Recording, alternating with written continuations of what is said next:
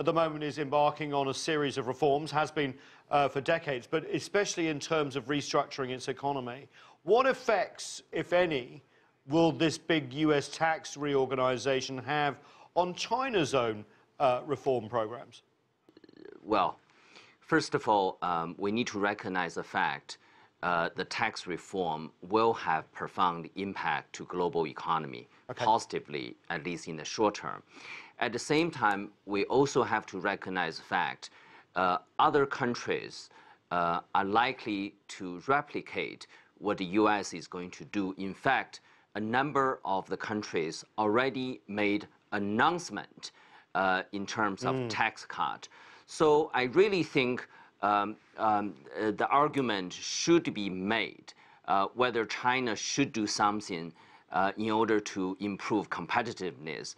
Of course, China can do many things, not just cutting taxes. For example, China can deregulate the economy, and China can liberalize financial sector, and China could open up certain areas previously only for state-owned companies. But in the very short term, there is a competitiveness issue. So the argument can be made.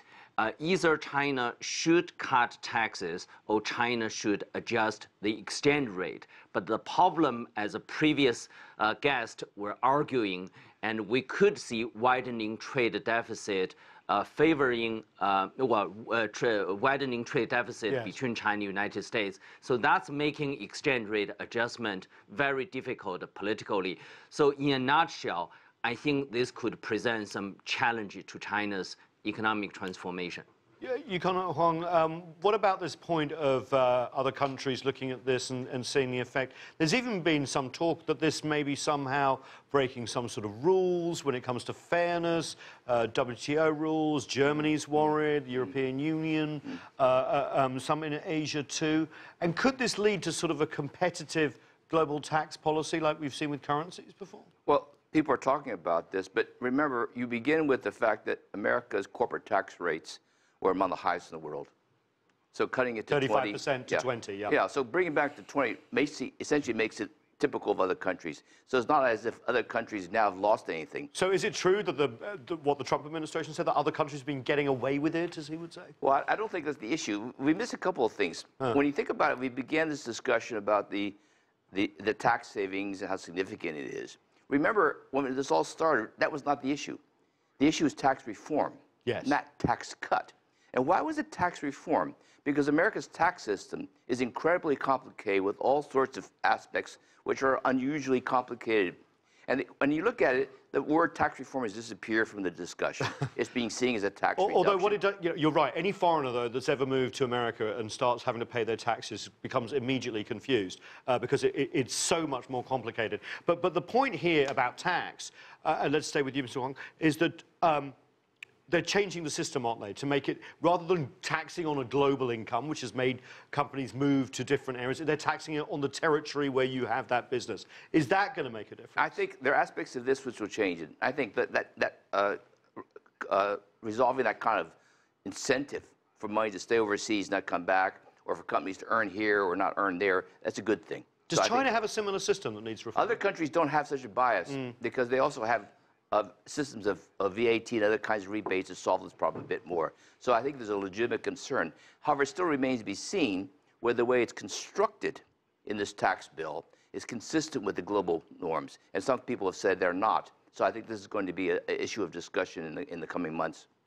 I want to move away from the international side for a second to talk about whether this is fair or not, because I think we're seeing a pattern around the globe of distributions of incomes being questioned, especially in modernised economies, Western democracies. I want to play Bernie Sanders, who, of course, ran for the presidency against Hillary Clinton for the Democratic nomination. His views are pretty strong on this tax bill. According to every independent study, the legislation passed last night gives incredibly large tax breaks to the very, very wealthy. It raises taxes on millions of middle-class families. It leaves 13 million more Americans without health insurance.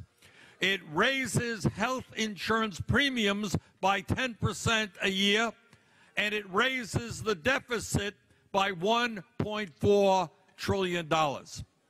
U.S. Senator Bernie Sanders there. Mr. Pruitt, he's obviously very passionate about this, and we've been reading in the media, there seem to be lots of these examples where the little guy may miss out on some things, where rich people may be able to use their tax lawyers and stuff to increase their share of the pie. Is there any truth in this?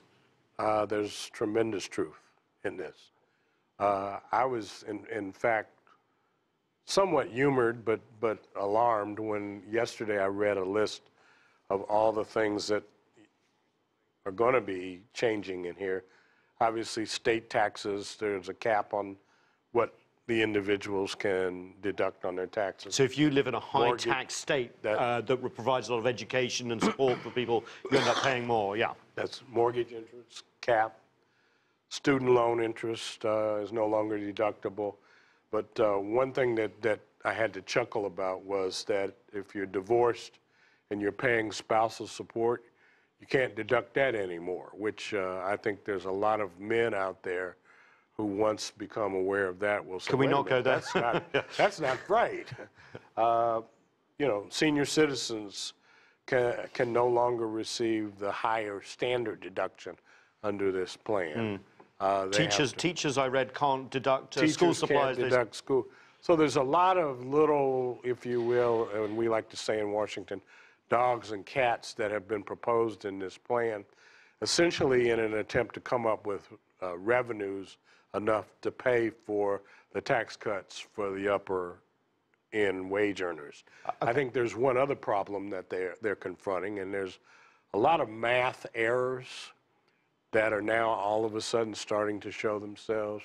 Yes, because this bill was written quite quickly and quickly, unorthodoxly, right? And unorthodoxly, and coming up with $269 billion now to fill one of the holes because of the treatment that there's proposed for the alternative minimum tax. So it's not a done deal yet. It's both houses of the U.S. Congress have to work it out, and then the president has to sign it as well. I want to bring in Michael Johns, because I know you're probably going to disagree with a lot of that.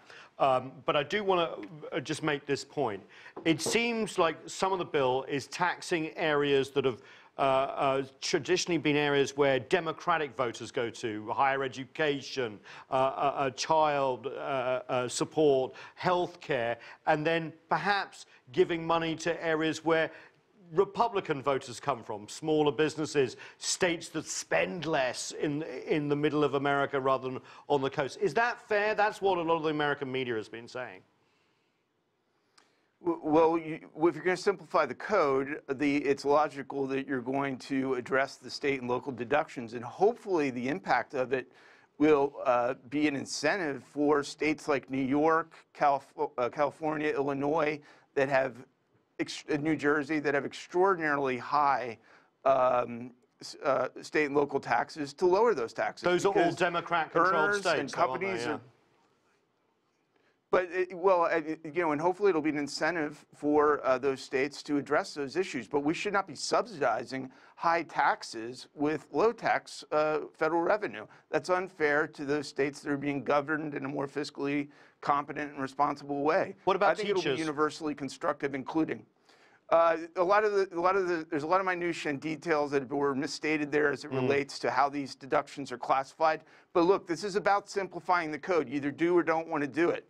And to hear Bernie Sanders lecturing the American people on debt and deficits after he just sat silently while the President Obama ran up more debt than every cumulative president before him historically, is just really politicizing this entire issue. We've got to break down these partisan divides and really deal with facts and deal with making the American people better off, or this country is going to suffer. It's suffering greatly already because of it.